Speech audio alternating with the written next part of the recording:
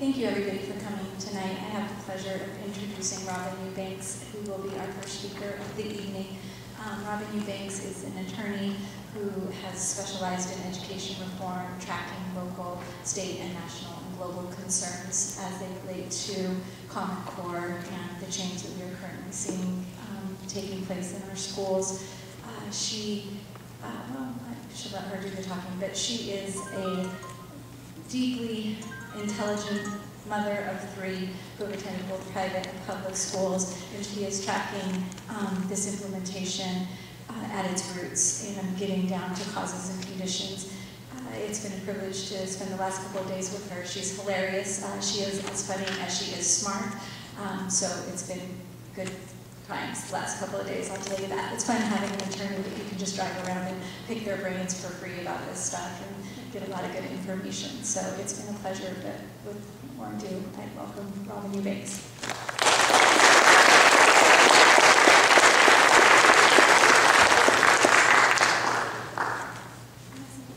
And by the way, I'm sorry, I should plug her book. That was the other part. That's why I'm holding it.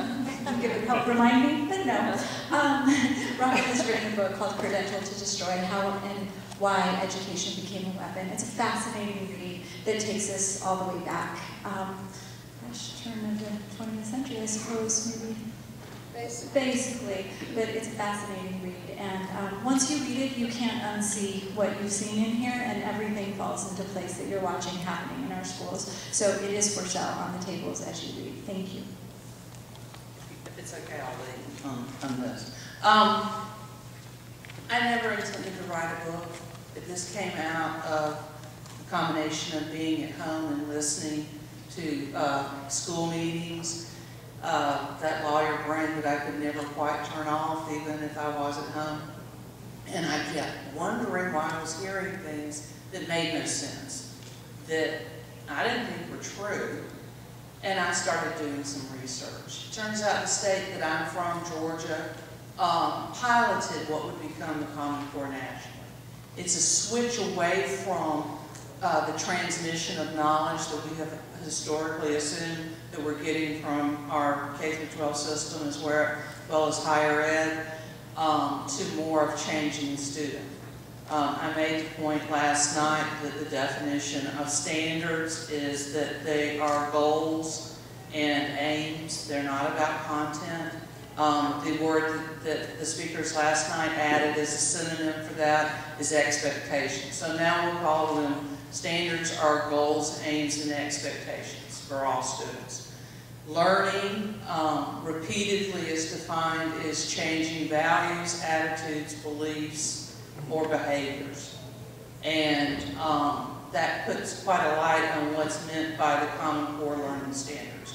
Basically, we have decided, or others have decided, without our consent, to basically use legal means. There are certain institutions, there are certain entities like accreditors, there are an ability to, in contracts in different ways, to make all of this binding on the classroom without bothering to tell taxpayers or parents.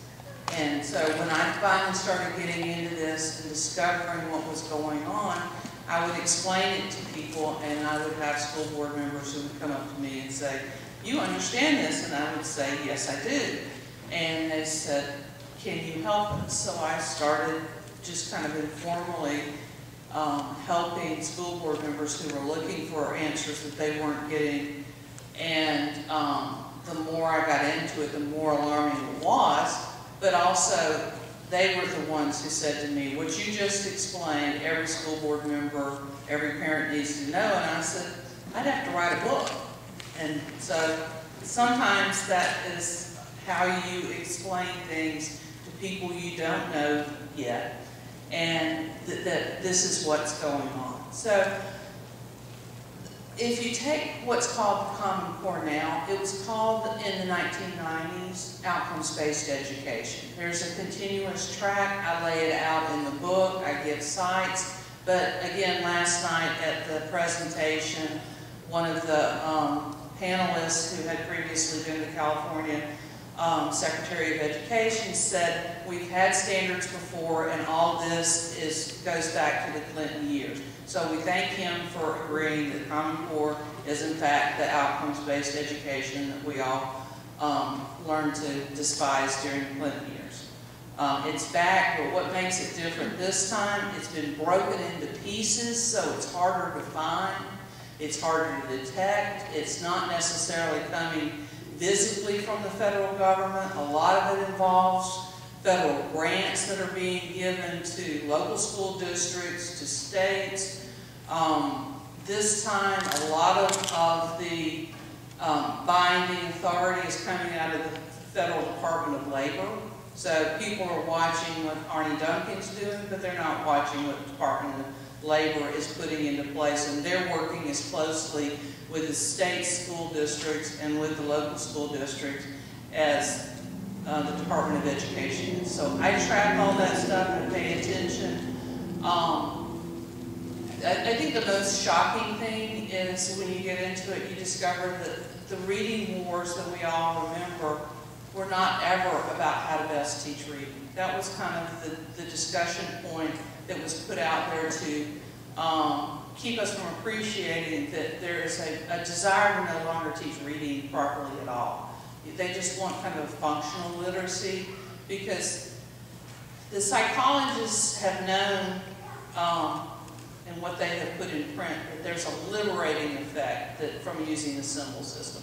It's what helps you kind of imagine different scenarios that haven't happened yet in your mind, and decide what you're going to do. And decide what you're going to do in a rational, deliberate, hopefully wise manner. The Common Core, they're performance standards, they're behavioral standards, and one of the things that they are trying to train our kids to do is to act on an instinctive level. To act, they don't use the word irrational, they use the word arational, and A-R-I-A-T-I-O-N-L. They don't want it to be irrational, but they don't want it to be logical either. And a great deal of what's going on with very frustrating activities that people are highlighting is to start the process of training the kids to act from emotion, act from instinct, but not act from deliberately well thought through scenarios based on facts. Same thing with math. The math wars are by and large also a way of fostering that rational mind. The way I explain it is as if they want to uninvent the printing press, or they want to make sure that there's no longer any unapproved knowledge. You think of the Common Core as kind of an attempt to circumscribe what anybody gets to know. That's pretty much how it works.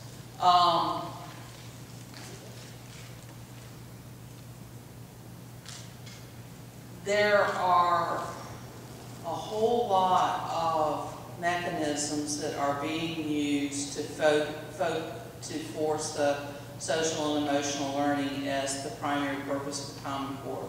A lot of people have heard of Linda Darling-Hammond. She's a Stanford professor, probably best known for heading up what y'all call the SBAC consortium here in California. To say Linda is a global change agent would be putting it mildly. She travels the world pushing this vision of ed reform. And in 2009, she was practically giddy over the Common Core. Her statement was that this is going to be first and foremost about social and emotional learning.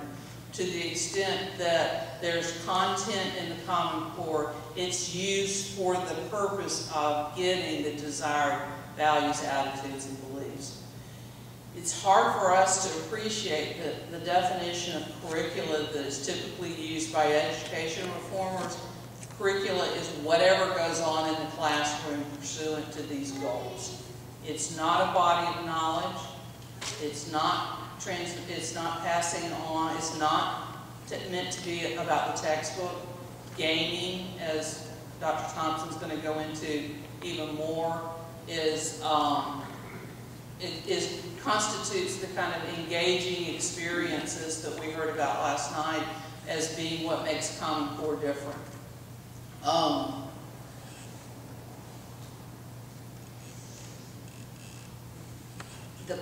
There are mandates involving what's called positive school climate that come in under originally the Individuals with Disabilities Education Act, that you wouldn't think that the school has to change, but the school's going to have to change because they are applying what's called response to intervention, and therefore what they call it's called PBIS, Positive Behavior Intervention Systems.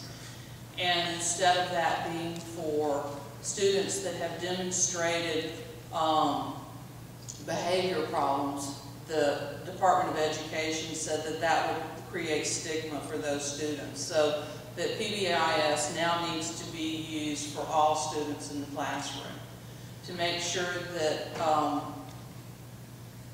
it didn't slip through the cracks. About 3 months later, in July of 2012, President Obama issued what was called a positive school climate mandate, which also pushes things like PBIS. There's another, if you have smaller kids, there's a curriculum called CAS. It's promoting alternative thinking strategies. The extent to which the curriculum targets how not knowledge, but beliefs, and seeks to create the concepts that the students will be using to, it requires that the classroom be about activities, first of all. It's experiential.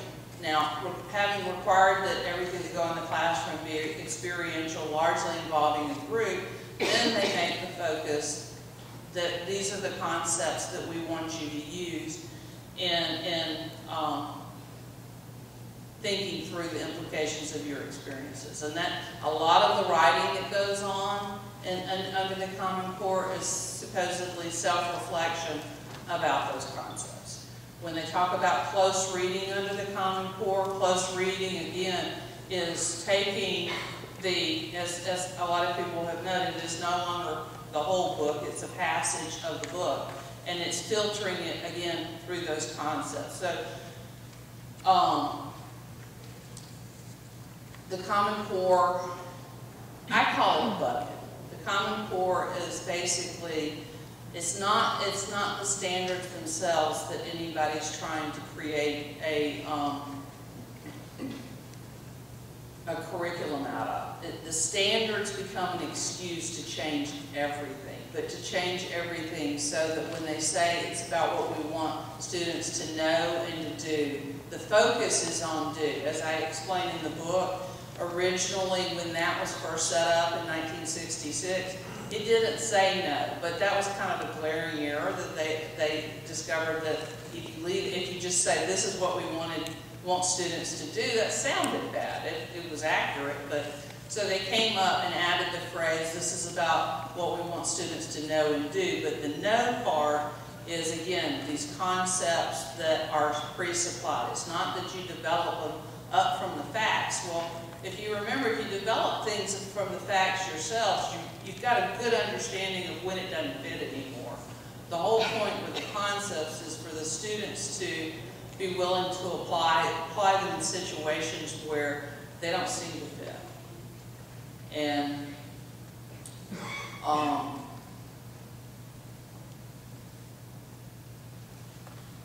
the speakers last night used several different expressions that confirm what I'm telling you about the concept. One of the speakers mentioned that the Common Core is about concepts to be absorbed. Another speaker used the phrase that the Common Core is about internalizing knowledge. Other speakers, it came up with, the other speakers, two different speakers created that Common Core was about creating habits of mind. if y'all think about what a habit is what you do without thinking about it. So what we're doing with the Common Core is creating in students a willingness to act in certain ways without them giving it a second thought. That's not what the school should be doing.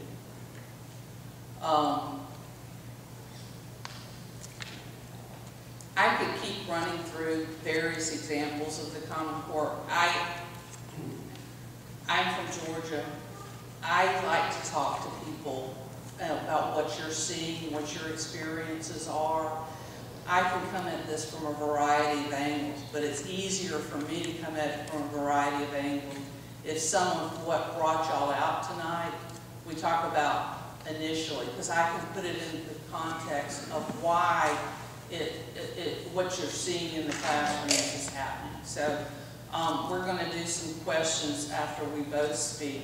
But if some people would like to ask me some questions now, on the front end, I can talk about how it all fits together. Yeah, hi. What's the correlation to the Labor Department? Exactly what are they putting in place?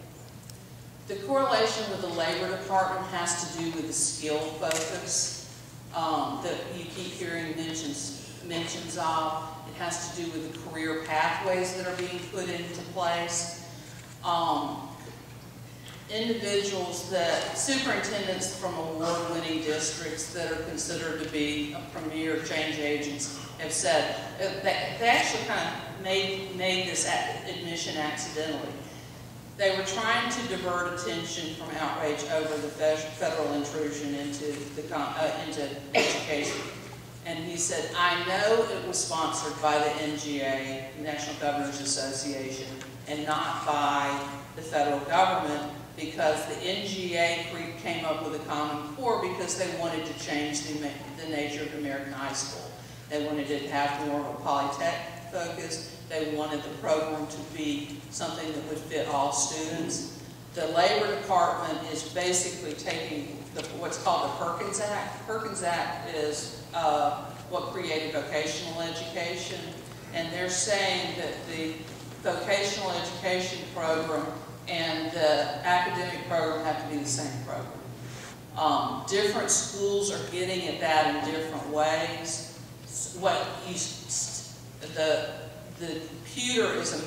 The computer's a tool. So when you talk about everything has to be done involving the computer, and you make that the focus of the classroom, as a practical matter, you turn it into a vocational classroom.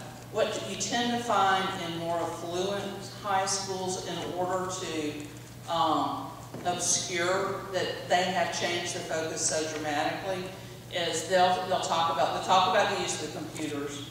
They'll talk about that they're switching to something called a maker movement.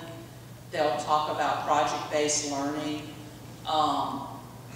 But all of those are part of this emphasis where everybody's going to be doing a common program, and it's all activity, it's all geared around the computer, and it's also typically involves working with area employers and doing apprenticeships now, and having high school be about working in the community, service learning projects. All of that is coming together. It's kind of a joint project between the Department of Education and the Department of Labor, except nobody in the Department of Labor is being particularly monitored.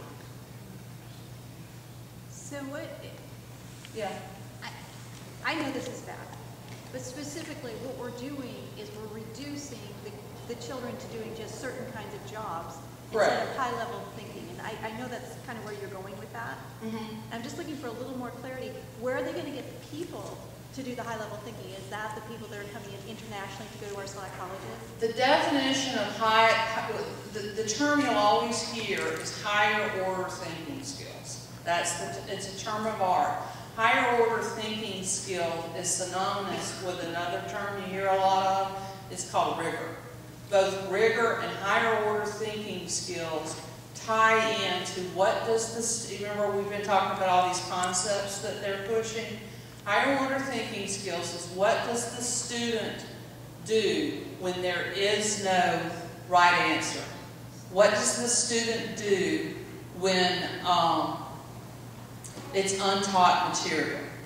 And how many of y'all have seen something from the school asking you not to teach stuff in advance? They want them to first encounter the materials where it's untaught, so that they're trained from the get-go to, quote, think of it conceptually instead of kind of building up incrementally from the facts as kind of the traditional education.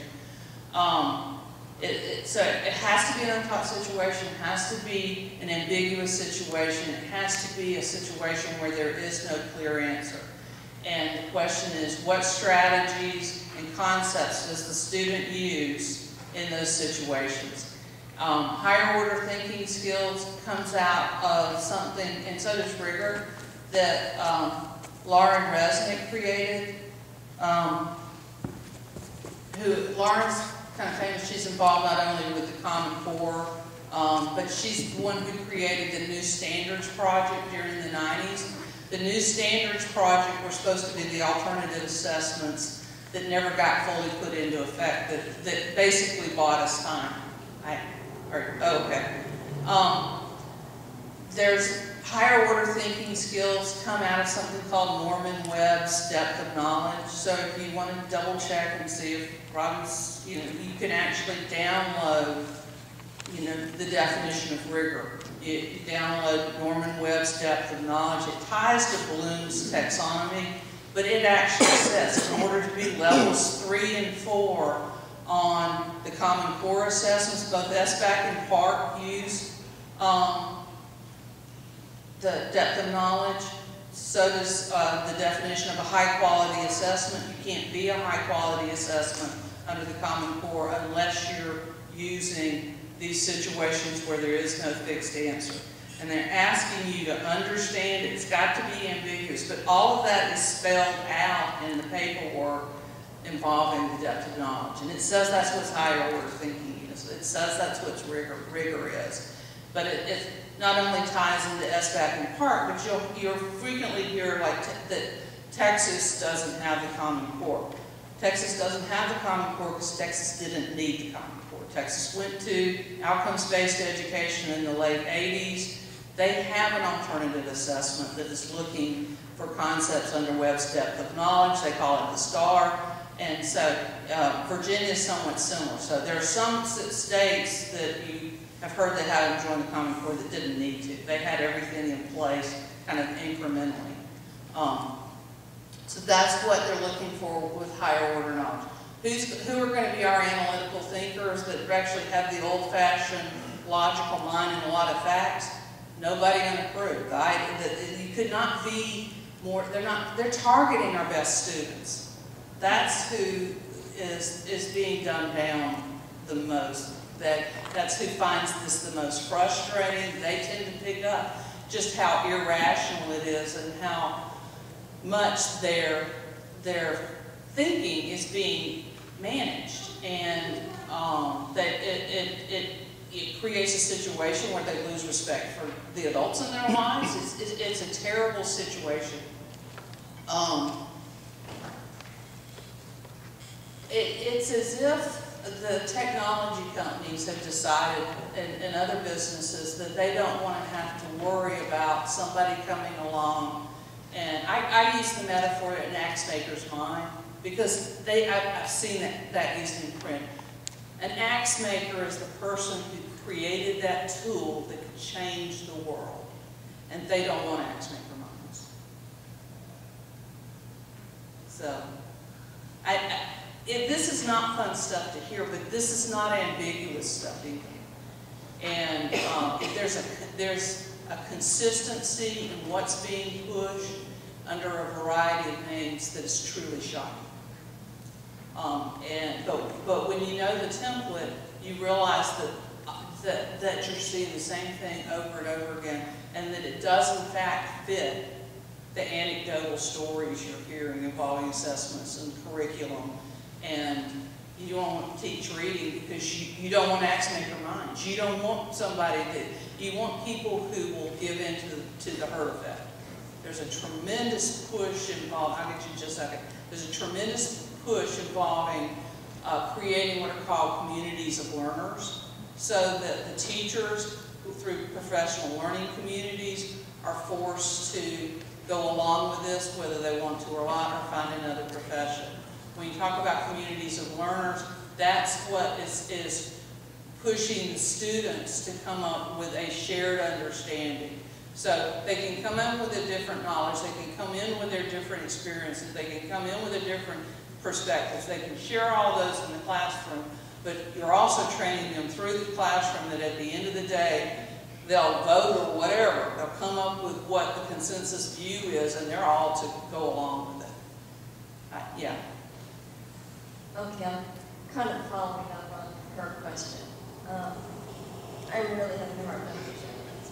So our surgeons, our engineers, our lawyers, our best writers will see the brightest students that we have right now under the current, or not the current, but last year's education system. They will be the people that are the best, follow the herd mentality. I'll give you some specific examples because I actually have talked to people in every one of those schools. Obviously, I'm a lawyer.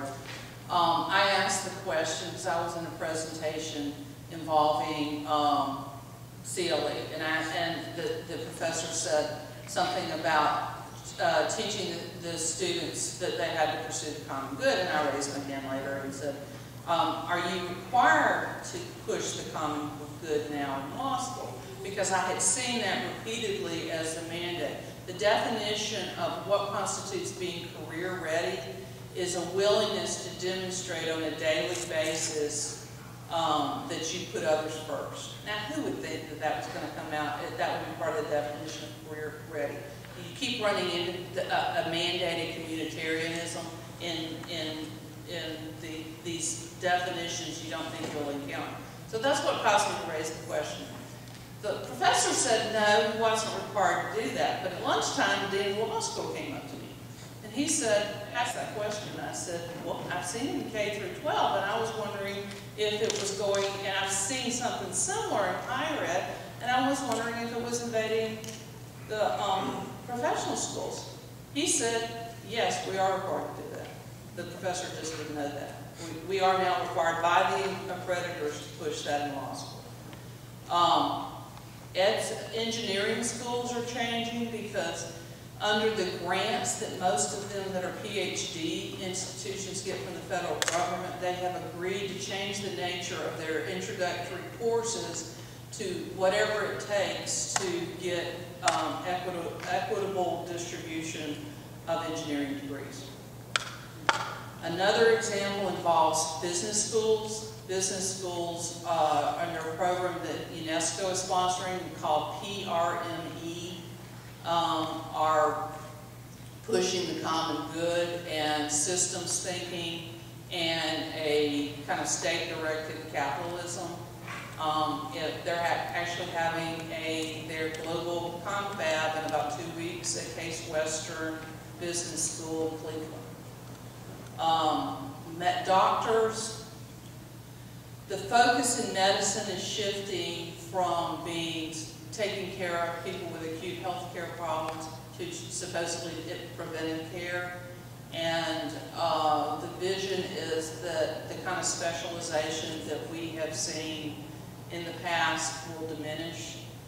The idea, the reason that we saw it in the 90s, what we're seeing it now, that changes in healthcare, changes in education seem to go hand in hand, is that the OECD, as well as our federal government now, are pushing the idea that our subjective well-being is the government's responsibility, and they are going to try to see that that's met both through education and through government health care. The doctors assume, the assumption with the doctors is that there will be enough, they like to cite, y'all remember the TV show Jeopardy? You remember Watson that was really good at answering questions? They think Watson can be adapted for health care, and that doctors will be able to input the symptoms and they'll get out the information they need, so that the doctors themselves don't have to have the kind of knowledge that we take for granted.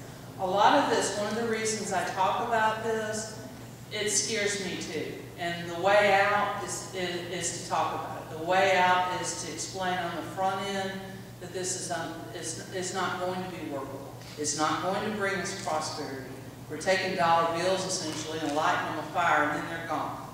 So we need to stop that lighting the dollar bills a fire on the front end.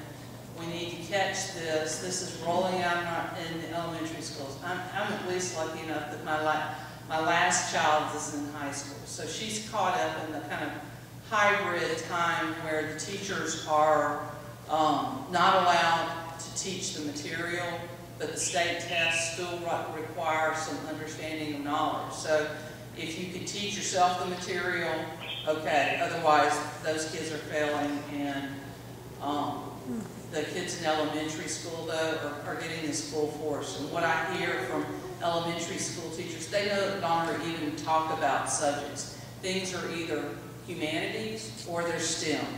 If their definition of STEM involves real-world problems, so basically it's either real-world problems or it's humanities. And humanities are, of course, anything you're going to do in the classroom that's designed to get at how you see yourself, identity, or how you see others.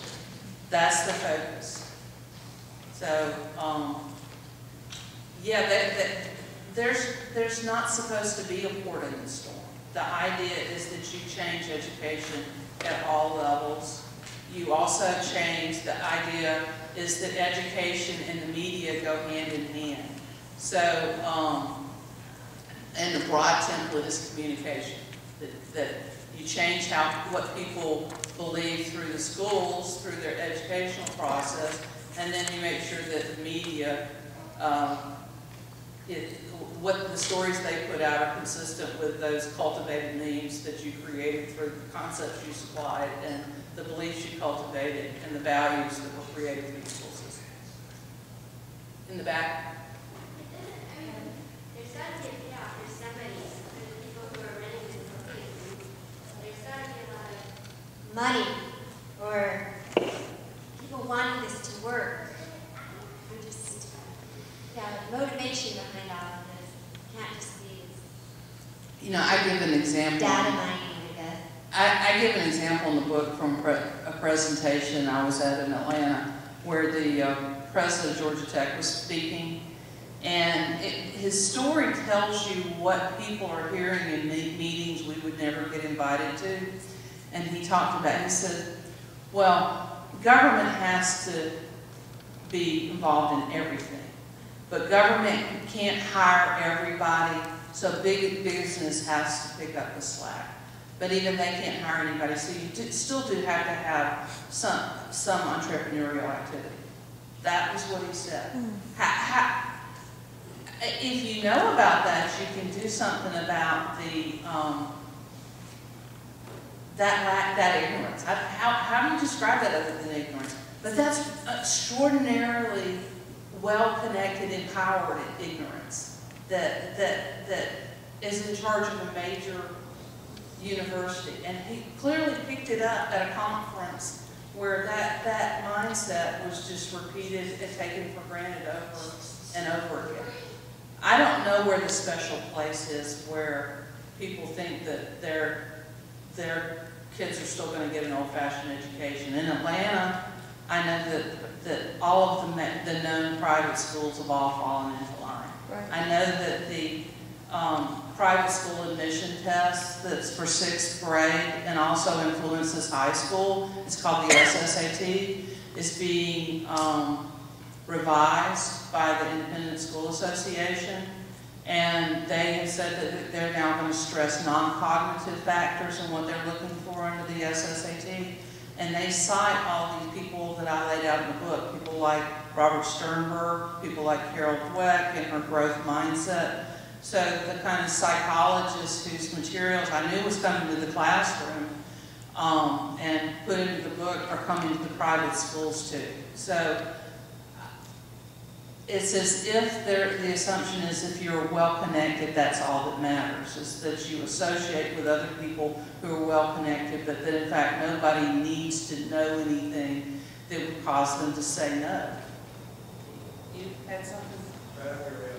Oh, not a question, but the money is coming from Gates Foundation. And there is a huge amount of money coming from Gates to fund the various programs and institutions that have created this. And so it's really not shocking. I should say, I'm a former member of the California Curriculum Commission, and I'm an attorney in Orange County, and all I do is education. And I've been in the curriculum fight for almost 20 years. But it shouldn't come as a shock to anybody that somebody who sells computers is funding something that requires computers.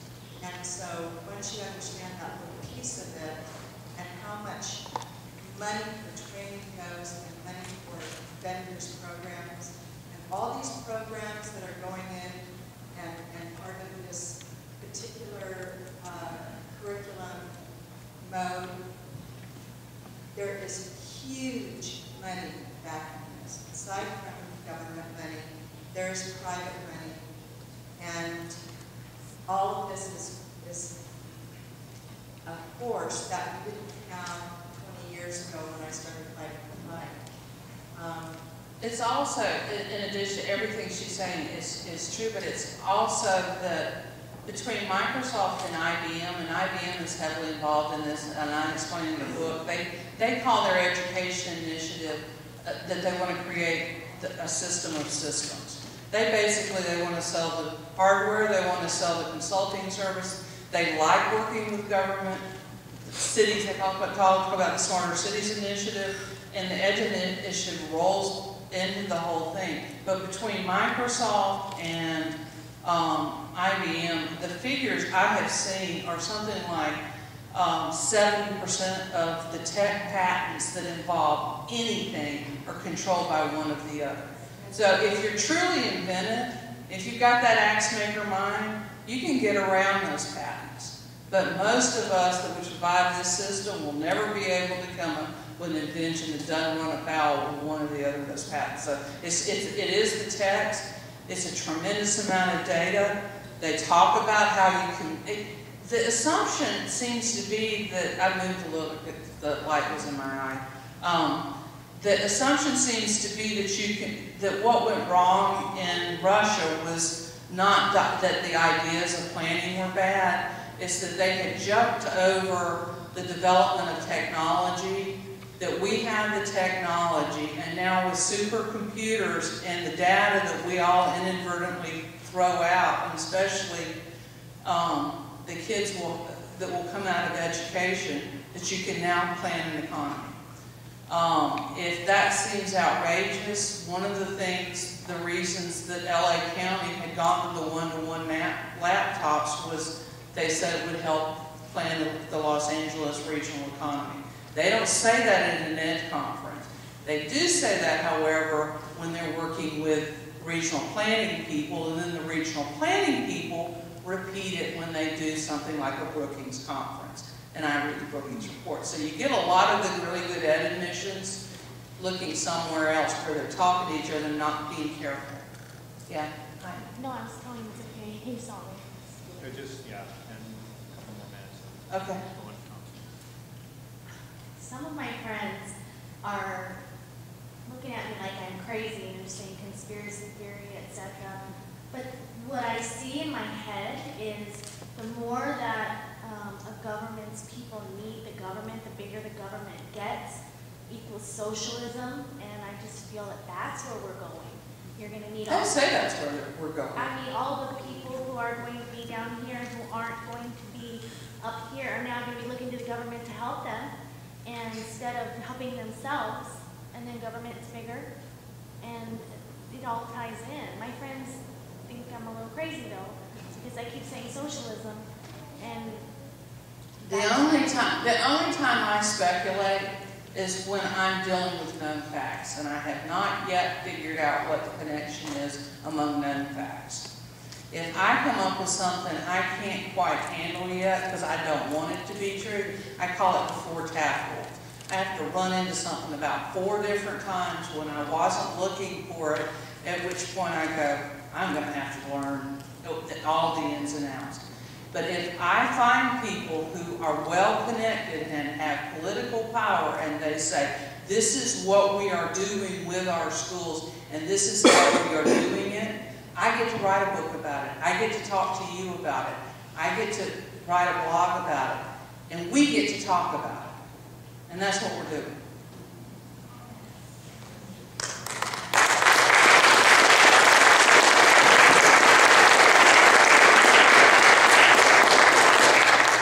Thank you, Robin.